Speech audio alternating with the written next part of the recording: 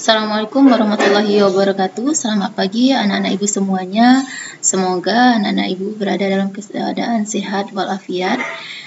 Baiklah, ini adalah pertemuan pertama kita pada semester 2 ini. Jadi tolong anak-anak ibu belajar lebih giat lagi. Pergunakan waktu sebaik mungkin untuk belajar. Jadi tolong jangan banyak bermain ya. Baiklah, langsung saja. Pada pertemuan kali ini adapun materi yang akan kita bahas yaitu tentang larutan elektrolit dan non-elektrolit. Kompetensi dasar yang akan kita pelajari yaitu menganalisis sifat larutan berdasarkan daya hantar listrik. Oke, sekarang kita lihat dulu materinya, yaitu tentang larutan elektrolit dan non-elektrolit. Nah, sekarang ibu mau bertanya dulu kepada anak ibu ya. Mengapa orang mencari ikan di sungai itu menggunakan asu atau sentrum? Kira-kira apa jawabannya? Yang kedua pertanyaannya, mengapa pada saat hujan anak ibu tidak boleh berada di bawah pohon atau di lapangan? Kemudian berikutnya, mengapa larutan garam dapat menghantarkan arus listrik, sedangkan larutan gula itu tidak dapat menghantarkan arus listrik? Jadi nantinya setelah anak-anak ibu belajar materi larutan elektrolit, insya Allah anak ibu akan paham dan akan bisa menjawab untuk pertanyaan yang 3 ini ya. Oke, sekarang tolong disimpan dulu itu pertanyaannya. Nanti setelah kita bahas materinya anak ibu pasti bisa menjawabnya. Nah, sekarang kita lihat pengertian dari larutan elektrolit dan larutan non-elektrolit. Berdasarkan daya hantar listriknya, ya, maka larutan itu dibedakan menjadi 2. Yang pertama yaitu larutan elektrolit. Artinya larutan itu dapat menghantarkan listrik. Yang kedua larutan non-elektrolit. Artinya larutan itu tidak dapat menghantarkan arus listrik. Ya. Kemampuan suatu larutan untuk menghantarkan listrik dapat diamati dengan menggunakan alat uji elektrolit. Ya, biasanya alat uji elektrolit ini bisa dibuat dengan bentuk sederhana. Jadi ini elektrodanya bisa diganti dengan menggunakan batang karbon yang ada dalam baterai. Ya, biasanya kan ada itu batang yang berwarna hitam yang berada di dalam baterai. Nah, ini jadi kedua ini elektrodanya bisa dibuat dari batang karbon tersebut. Sedangkan aki ini bisa kita ganti dengan menggunakan baterai. Ya, baterainya bisa menggunakan 2 buah atau 3 buah. Nah, kemudian lampu ini bisa kita buat dari lampu senter biasa. Jadi nanti anak ibu bisa membuat sendiri di rumah ya jika ingin mencobakannya. Berdasarkan kekuatan daya hantar listriknya, maka larutan elektrolit tersebut dibedakan atas yang pertama, larutan elektrolit kuat atau daya hantar listriknya kuat. Yang kedua, larutan elektrolit lemah, artinya daya hantar listriknya lemah. Ya, sekarang kita lihat. Yang pertama larutan elektrolit kuat. Kita lihat di sini, jika dia merupakan larutan elektrolit kuat, maka yang pertama itu nyala lampunya terang, sangat terang sekali. Kemudian di sini banyak sekali gelembung gas. Jadi itu dikatakan dengan larutan elektrolit kuat.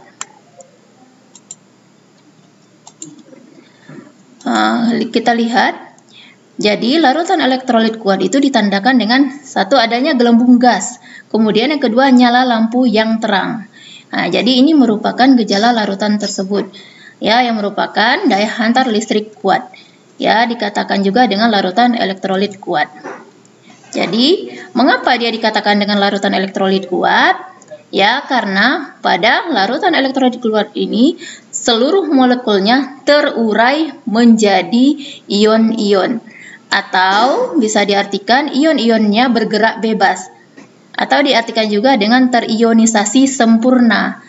Maka jika seandainya dikatakan dia terionisasi sempurna, maka nilai alfanya ini sama dengan 1. Ya, jadi alfa ini adalah ketetapan derajat ionisasi. Jadi kalau dia larutan elektrolit kuat, maka nilai alfanya sama dengan 1. Ya. Nah, oke. Sekarang kita lihat contoh senyawa yang termasuk larutan elektrolit kuat. Contohnya di sini asam, ada HNO3, ada HBr, HCl, H2SO4. Kemudian yang untuk basa ada NaOH, KOH, LiOH, BaOH 2 kali. Kemudian contoh yang umumnya itu garam dapur. Garam dapur itu juga merupakan senyawa elektrolit kuat. Jadi garam dapur jika kita nanti larutkan di dalam air, maka dia akan dapat menghantarkan arus listrik. Ya, garam dapur itu senyawanya yaitu NaCl. Oke, kemudian kita lanjut larutan elektrolit lemah. Pada larutan elektrolit lemah ini kita lihat gelembung gasnya ada, tetapi jumlahnya ini sedikit, lebih sedikit daripada elektrolit kuat. Kemudian bisa jadi nanti yang pertama dia gejalanya gelembung gasnya sedikit, kemudian redup. Kemudian bisa jadi gelembung gasnya tidak ada tetapi nyala lampunya redup. Maka itu dikatakan dengan elektrolit lemah. Ya. Untuk larutan elektrolit lemah ini berarti muncul gelembung gasnya itu hanya sedikit.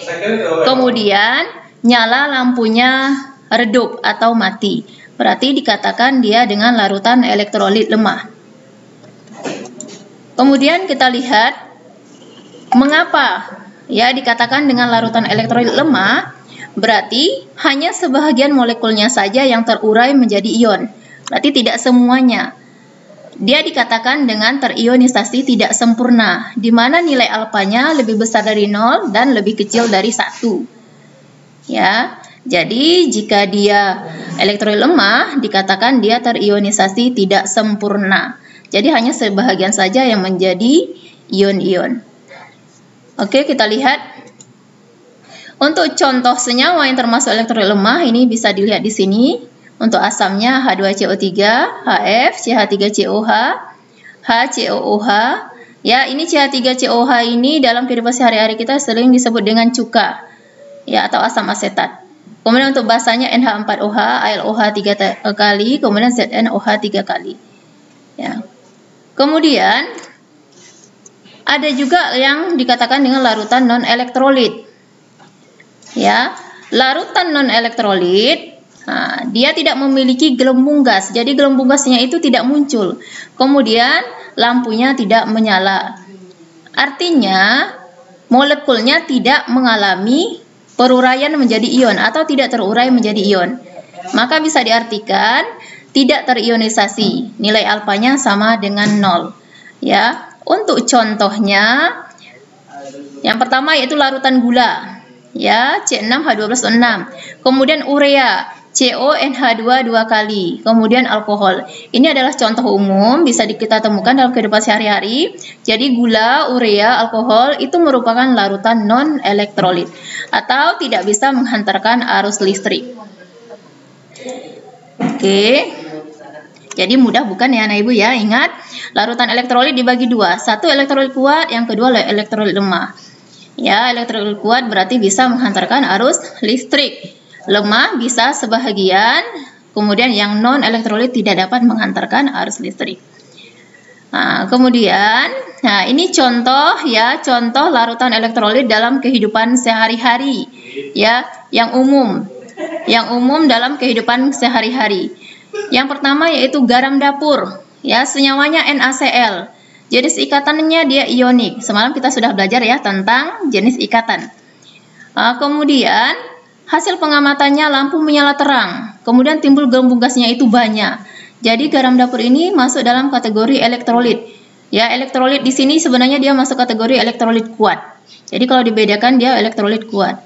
Kemudian asam cuka, CH3COH, dia masuk kovalen, ya, kovalen polar.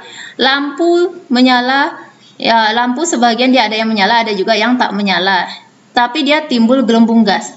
Biasanya untuk asam cuka ini dia ada yang lampunya tidak menyala tetapi ada timbul gelembung gas. Cuma kalau konsentrasinya tinggi biasanya dia menyala cuma gelembung gasnya sedikit.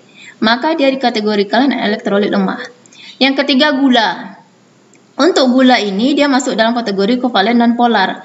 Ya, lampunya tidak menyala dan tidak ada gelembung gas, maka dia dikatakan dengan larutan non-elektrolit.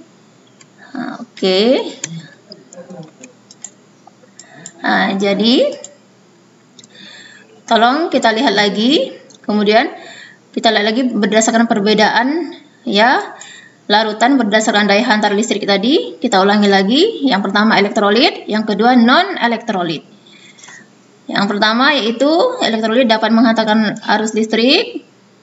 Kemudian terjadi proses ionisasi atau terion menjadi ion-ion. Kemudian 3, lampu dapat menyala terang atau redup dan ada gelembung gas. Sedangkan untuk non-elektrolit kebalikannya ya, tidak dapat menghantar arus listrik, tidak terjadi proses ionisasi, lampu tidak menyala dan tidak ada gelembung gas. Dan kemudian untuk lebih memahami atau lebih paham, di sini sudah dibuatkan tabel jenis larutan berdasarkan daya hantar listrik. Ini sudah dipilah-pilah. Yang pertama elektrolit kuat. Coba lihat sifatnya dan hasil pengamatannya ada di sini. Kemudian contohnya juga yang elektrolit lemah ya, bisa Anak Ibu lihat, dan non elektrolit. Jadi ini sudah dirangkum ya perbedaan antara elektrolit kuat, elektrolit lemah dan non elektrolit. Ya, jadi itulah materi kita pada hari ini, yaitu tentang larutan elektrolit dan non-elektrolit. Nah, jadi kalau seandainya Anak Ibu punya kesempatan bisa membuat rangkaian listrik sederhana ini dan bisa diujikan di rumah. Jadi nanti bisa kan kita ada punya larutan gula, ada larutan garam, bisa dicobakan. Ya, apa benar garam itu bisa menghantarkan arus listrik atau tidak? Ya, jadi sekarang setelah kita belajar tentang larutan elektrolit, Anak Ibu pasti bisa menjawab untuk pertanyaan kita di awal tadi. Ya, mengapa orang mencari ikan di sungai harus dengan menggunakan acu atau sentrum? Ya, karena apa? Coba Anak Ibu masing-masing jawab. Ya, berhubungan dengan tadi, ya, adanya daya hantar listrik. Kemudian mengapa pada saat hujan tidak boleh berada di bawah pohon? Ya, karena ingat, air itu bisa dia menghantarkan arus listrik. Nah, kemudian mengapa larutan garam dapat menghantarkan arus listrik, sedangkan larutan gula tidak? Sudah tadi kan Anak Ibu bisa jawab, larutan garam termasuk dalam elektrolit kuat, jadi bisa menghantarkan arus listrik, sedangkan gula termasuk dalam kategori larutan non-elektrolit. Oke, sekian pembelajaran kita hari ini. Semoga Anak Ibu paham dengan materi kita. Jika seandainya Anak Ibu tidak paham, silahkan tanyakan. Mudah-mudahan dengan kita mempelajari materi larutan elektrolit ini, Anak Ibu bisa mengaplikasinya dalam kehidupan sehari-hari. Jadi bisa paham kenapa pada waktu hujan kita tidak boleh ya bermain di lapangan, kemudian bermain mungkin di bawah pohon. Demikian untuk materi kita hari ini, semoga bermanfaat. Sekian, Assalamualaikum warahmatullahi wabarakatuh.